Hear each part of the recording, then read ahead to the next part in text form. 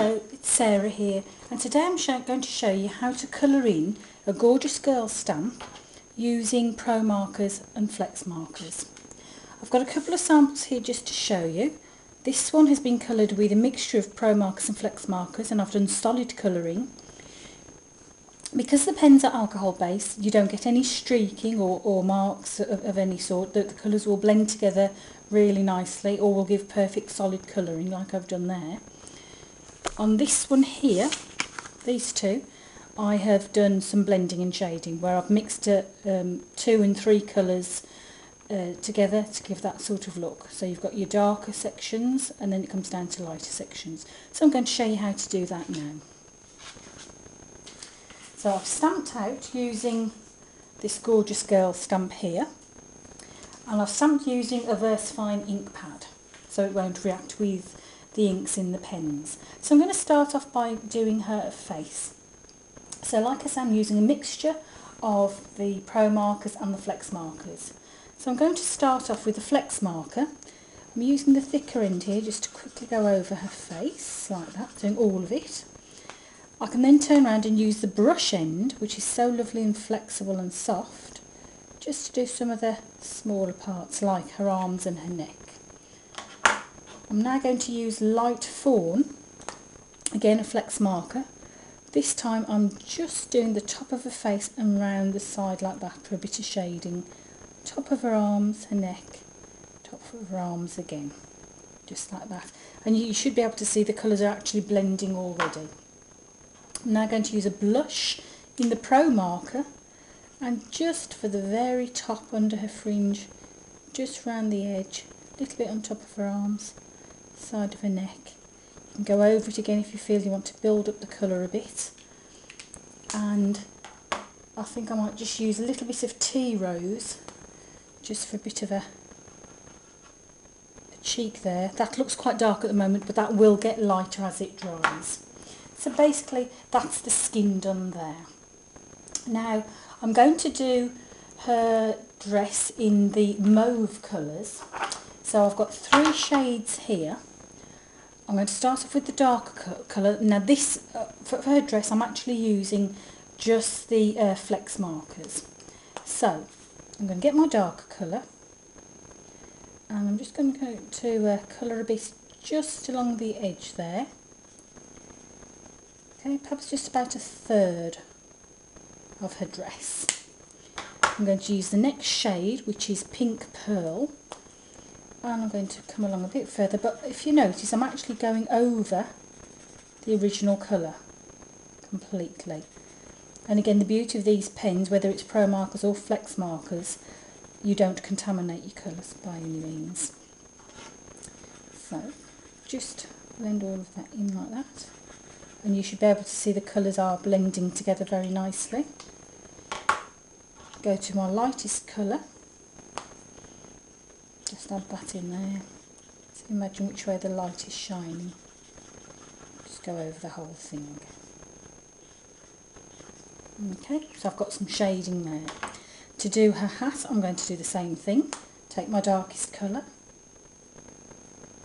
Because of this beautiful brush tip, you can actually get into some quite narrow parts of your colouring. So just like that. I don't do a straight line, I have sort of a jaggedy edge to it. Then take my next shade again, which was Pink Pearl. Again, I'm going to go over. Now you can see there the definition between the 2 colours, but as I blend it, the 2 colours just merge together so beautifully. Couldn't do this with a lot of other colouring pens, I must admit. Then my lightest colour, along there, again over the whole thing, so it is just blending beautifully, which you can see there. I'm going to do her boots now, so I think I'm going to do that in some shades of grey. Now this time I'm going to start with the lightest colour. I've got a Flexmarker. I'm going to colour all of her boot, both boots in that colour, the lightest colour. I'm now going to go for a Promarker. I'm using Ice Grey 3, and I'm going to colour about half of the boot.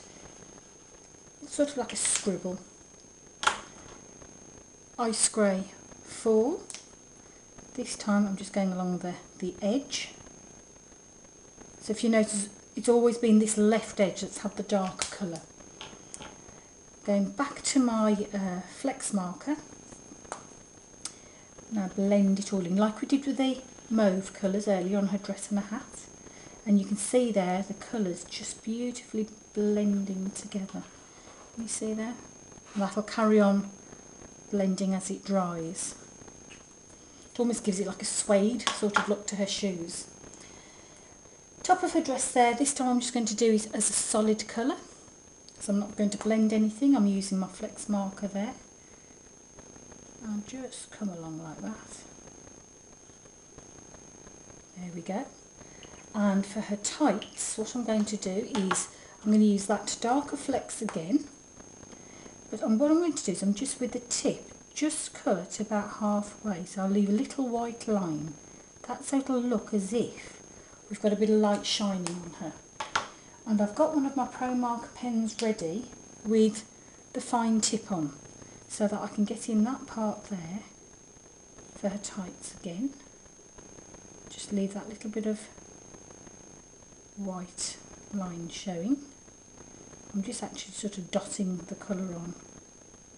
There we go. So can you see we've got like some white line there, so it looks like the light's catching her.